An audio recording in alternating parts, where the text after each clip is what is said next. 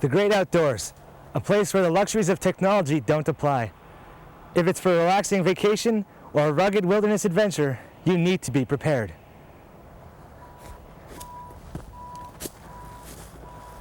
Hello and welcome to SUAANGAN. I'm your host, Des Lorraine. On today's program, we'll give you a glimpse at what roughing it's all about. We'll speak to some youth that went on an expedition in Canada's Western Arctic and hear about the friendships they made and the hardships they faced. From the Whaleman River to the shores of the Franklin Bay, the mighty Horton River is a vast stretch of water that reaches out to be 325 kilometers long. Riddled with canyons, whitewater rapids, and beautiful scenery, this truly is a sight to be seen. It also served as a backdrop for 12 Inuvialuit youth as they learned about themselves as well as survival techniques on the land. The Inuvialuit Development Corporation, along with Outward Bound Canada, sponsored this expedition in the Inuvialuit settlement region. We spoke with one of the people involved in planning the trip to find out how the participants were chosen. My name is Martin Landry and I'm the Marketing and Communications Manager for the IDC group of companies. It's a management holding company located in the Northwest Territories in Inuvik that has active interests and businesses across transport, energy services, and northern and manufacturing services.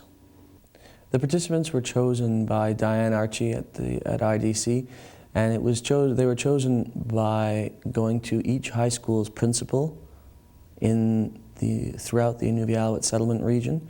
The principals were approached to give us a list of the top 3 students in their schools with leadership potential. These are not only kids that are attending school and that have good marks, but these are also kids that have leadership potential for the future. So it was to give those kids an opportunity to shine. Mike Krautz and Ginny Mainville are both instructors for Outward Bound Canada. We sat down with them to ask them a few questions about the trip. My name is Mike Krautz. I'm an instructor for Outward Bound Canada, and I'm originally from Nova Scotia. I have been instructing at Outward Bound Canada for a long time, for 6 years, in lots of different wilderness environments in Northern Ontario, Southern Ontario, BC, Alberta, and I spent some time in the Eastern Arctic, so I've been on the land and feel really good out there. Outward Bound Canada is a not-for-profit organization that bases the experience of the participants through the wilderness, so it's not necessarily learning about the wilderness, but it's learning about themselves through the wilderness, using that as our backdrop and as our medium. So the students would be expected to learn about themselves while being a part of the group, which can be a lot of fun and pretty interesting, and some really good lessons can come out of that. I was one of 2 leaders, so we were co-leading the trip, and my job at Outward Bound Canada is to be a field instructor, so that means taking students of lots of different age groups and teaching them about the wilderness and how to be out there and how to go camping, canoeing, all those things that we need to know to be out there and be comfortable out there. My name is Ginny Mainville. I'm from Couchiching First Nation, which is just east of a town in northwestern Ontario called Fort Frances, Ontario. I've been an instructor at Outward Bound for 9 years. For the past 5 years, I've been working full-time here in Canada and also in a school in Florida. I'm a senior level instructor here in Canada. I course direct the Aboriginal programs. I also help out with the Youth at Risk courses and also Women of Courage programs that we run for women who identify themselves as being survivors of abuse. The trip was on the Horton River, which is just northeast of Inuvik, emptying out into the Franklin Bay of the Arctic Ocean. And we took a plane and landed on the gravel beach close to the Whaleman River and paddled 325 kilometers out to the Arctic Ocean through canyons and through the barren lands and right out to the ocean. The students on the course were from, let me think if I can remember all the communities. They were from Inuvik, Palatuk, Holman, Sax Harbor, and Aklavik. I think I got them all. They were between the ages of 14 and 19, and the selection process happened mostly through the schools, so letters went out to all the different principals of the school asking the teachers if they could recommend some motivated students who showed good leadership potential that would be suitable for this kind of leadership expedition. And they applied, and then they were selected on that criteria. Well, currently the Inuvialuit and the people of the Mackenzie Delta do have positive leadership. The point of this exercise was to help breed future leaders. We're doing well right now, but we want to ensure that this sort of leadership continues in the future. Next, we spoke with a few of the youth that participated in the expedition to find out why it interested them. My name is Chris Grubin. I was born here in Inuvik. I've been raised in Tak most of my life, but then we moved here about 6 years ago, and I've been here ever since. On this expedition, I've learned a lot of things, not just one in particular. I've learned how to work as a team through the hard times. Not just working by yourself, you'll get more accomplished as a team. I learned that you shouldn't give up, keep pushing until you're done, you've reached your goal. And I've learned that people can do just about anything if they don't give up. I went on this expedition because I wanted to mainly get out of Inuvik. It's getting kind of, not old, but same old people. And this trip would be a good way for me to meet new friends, meet new people, go for a little adventure. I've always wanted to kayak a river, or canoe a river, and this is my chance, and it would help me down further along for my career. I want to be a biologist, so it'll help me on my resume. Being recognized as a youth role model is very good for me because now I know that younger kids can look up to me as the way I looked up to people before me. I used to look up to relatives, friends. Now I can know that my younger friends look up to me, and I'll help them on their journey if I can. I did for school, credits for my grades. Things I've learned was the ability of teamwork, have fun, never stop paddling in currents. To see what it's like to go canoeing down rapids and that. Nothing's never too hard. My name is Michelle Lindsay and I'm from Inuvik. From the expedition I learned that leadership, the importance of leadership is being able to work as a team and helping other people that are falling behind. I went on the expedition as soon as I heard paddling was involved.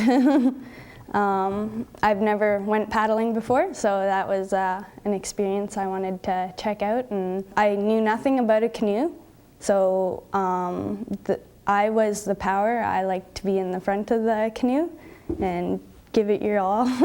And yeah, I wasn't so good at the back of the steering because I ended up slanting our waist down the river, so not my favorite part.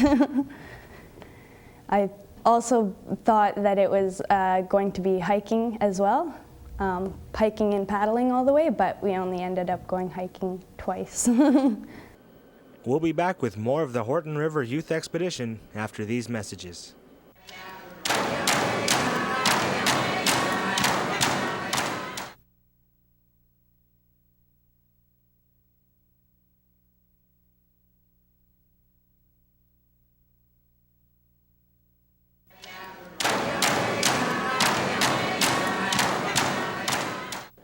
We're back with some of the participants from the Horton River Expedition held earlier this year.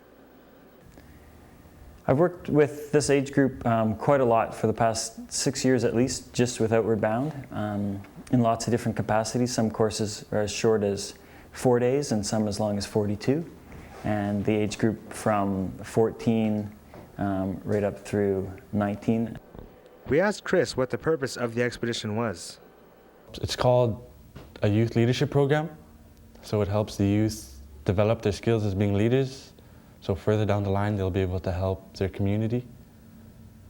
There's maybe a chairperson or a mayor, and that's the whole reason for IDC to bring up Outward Bound Canada, to help us evolve into future leaders. Every experience is very different. As I said earlier, I do have a lot of experience working with this age group, 14 to 17. I don't know, it's just pretty amazing to watch young people challenge themselves and support each other and start to use language that's supportive and creating an atmosphere that is safe emotionally and looking out for each other physically, which doesn't usually happen at the beginning. The most funny moment on this trip would be the second day we were down there. We didn't go through any rapids yet, and so our leaders, they went first, and I guess they didn't know there was any rapids, so they went first, and then everybody else was behind them. And the rapids came, and Mike and Ginny made it down the rapids, and then everybody else went behind them, and there was, I think, 5 boats tipped it over into the rapids, except for our leaders. In the last boat, everybody else fell in and lost a lot of sweaters and gear. We lost like 8 of our paddles, but then we found them all down on the banks of the river, so we were able to find everything. But we started off with 6 fishing rods, but after that everybody tipped, we ended up with 1 for the rest of the trip, so we had 1 fishing rod between 14 people for the rest of the trip. And the swim to shore was pretty hard. I was scared, but then it was kind of funny because water was flowing in and I stopped paddling and watched the water go in. We're paddling through with our leaders, so waves were kind of high. And over my head, started filling the boat and started sinking. Took 5 minutes to swim to shore. That helped us out quite a bit, because if we didn't fall, I guess we'd be too, you could say, cocky, and you'd think you'd be able to go through anything. But then after that, we were more cautious, and we scoped out the rapids, and we picked a trail to go by or a route, and then we tried to do it from there. But still, me and one other boy from Tuck, we tried to go again, and we tipped again. We were only ones to tip twice, but it was fun. It was worth it. Nothing bad happened. In your opinion, what are some of the things the youth learned as the trip went on? I think they learned a lot about themselves, and a lot of the comments that we got back was that they learned a lot about not taking things for granted when they go home, about looking after each other. I think when we started, they were quite focused on themselves and what am I going to eat today? And then as it went on to the end of the course, the participants were like, well, what are we going to do together, and how are we going to be fair about this, so you are getting as much to eat as I am, or that we're all equal and we're all helping each other out instead of competing. I had a great time out on the land. The Horton River was absolutely beautiful. It was my first time paddling it. Being on the land and canoeing such a great distance must be very rewarding. From what the youth have learned, what do you think they'll be bringing back to their communities? I think they're going to bring back a lot of good stories. I think they're going to be less hesitant to go out on the land. I think they'll be excited maybe to take some of their friends out. They'll be excited to go out, I think, with their families. They learn some new ways, I think, to camp, some expedition-style camping. I think they're going to bring back some supportive language and probably be more encouraging, I think, to their friends, and encourage them to do some stuff too that will challenge themselves. I think the youth will bring a lot of their life lessons back to their communities. I think they'll be stronger leaders when they get home. I think that this has given them a lot to think about, and they'll always think back, maybe hopefully when they get in a tough situation at home, whether it's in school or in life in general, they can think back and, well, our outward bound trip, there was a lot of things hard, and we just pushed through and we didn't give up, and hopefully that they can take those lessons and give them strength to keep going through the challenges that they're going to reach when they get back home. The first few days we got up early. We tried to get up between 9, 10. We'd get up, But that getting up early didn't work too good. So we changed our day around, so we'd sleep till 1, and then we'd paddle till 12 at night, and then we'd be sleeping by 3 in the morning. Before that, we'd be up at 9. We'd paddle all day till about 10 at night. But then the kids, they wouldn't go to sleep till about 3, so they'd have less sleep. So we switched the hours around, so it would be to our advantage of getting up later and going to sleep later. So it kind of switched our day around. We'll be back after these messages with more from the Horton River Youth Expedition, so stay tuned to APTN.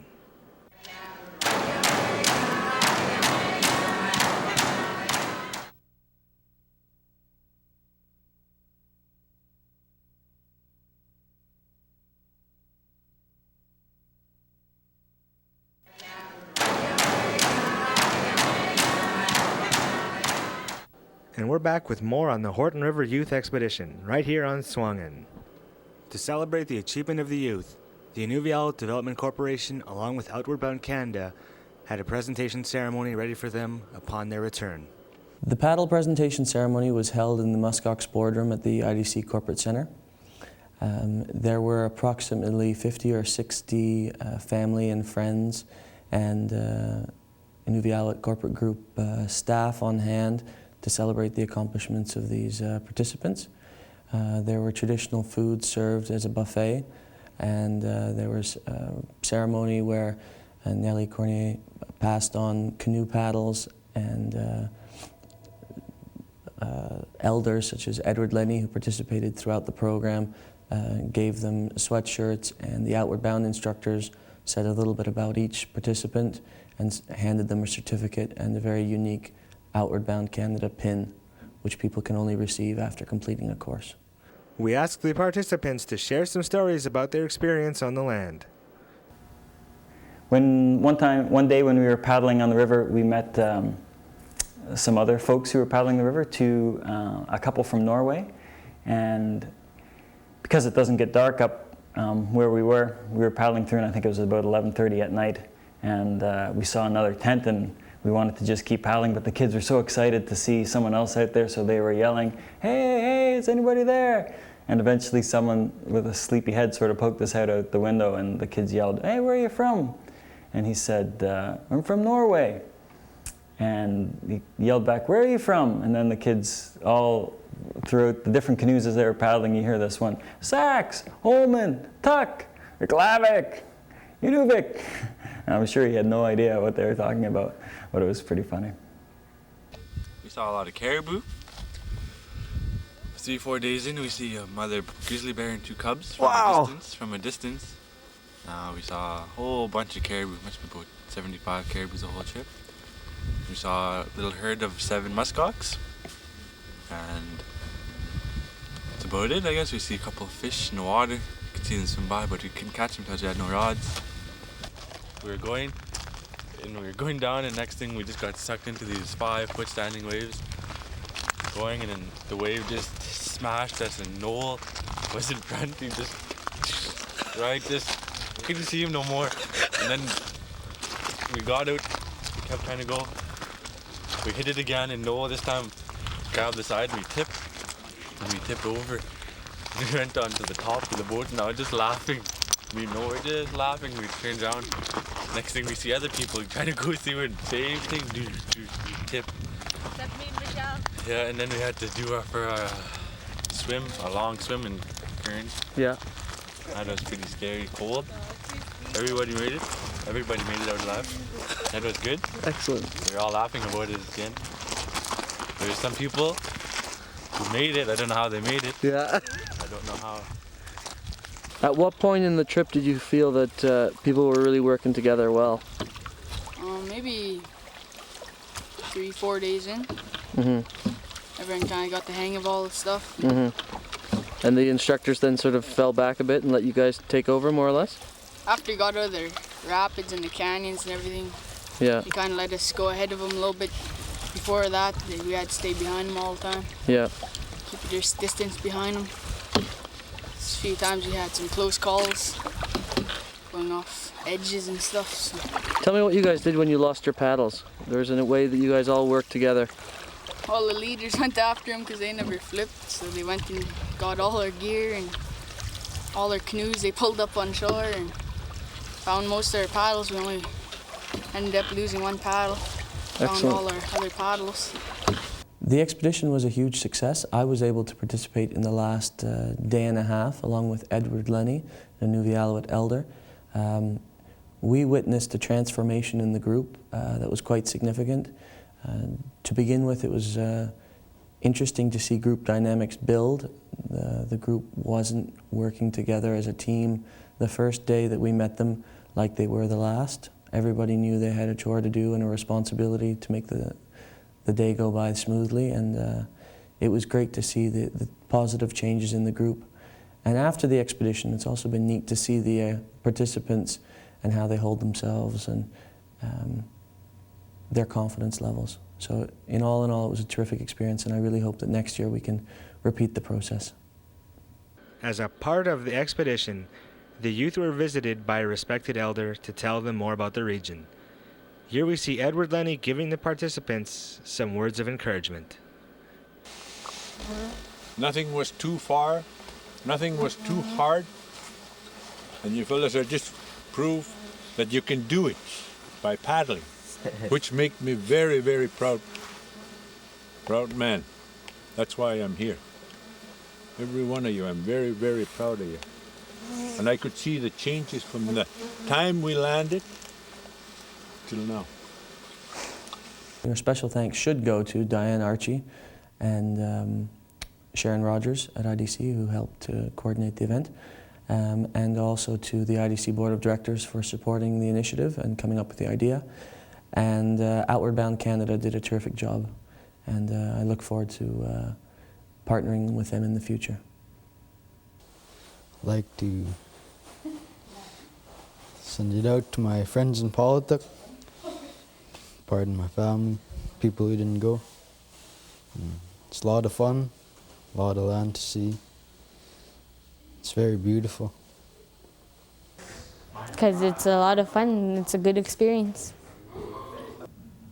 I'd just say if you have an opportunity to go on this trip, or any trip like this, just take it. And another memory is of us being up at night by the campfire, telling stories, and just getting to know everybody, and make a lot of new friends. And maybe the last night when we went for a walk with Edward Lennie, he came with us on the trip. He told us some nice stories and went for a long walk with him. Well, this was the first outward bound program they had in the Northwest Territories, from what I heard. And I believe it's an excellent trip, man. It's like, ever since I saw the pictures or what their little philosophy was about, I was like, I have to go, I want to go. There was just no doubt in my mind that the trip was for me. That was our program for this week. Thank you for watching SUAANGAN. I'm your host, Des Loreen, and on behalf of the Inuvialuit Communication Society, we wish you and yours the best.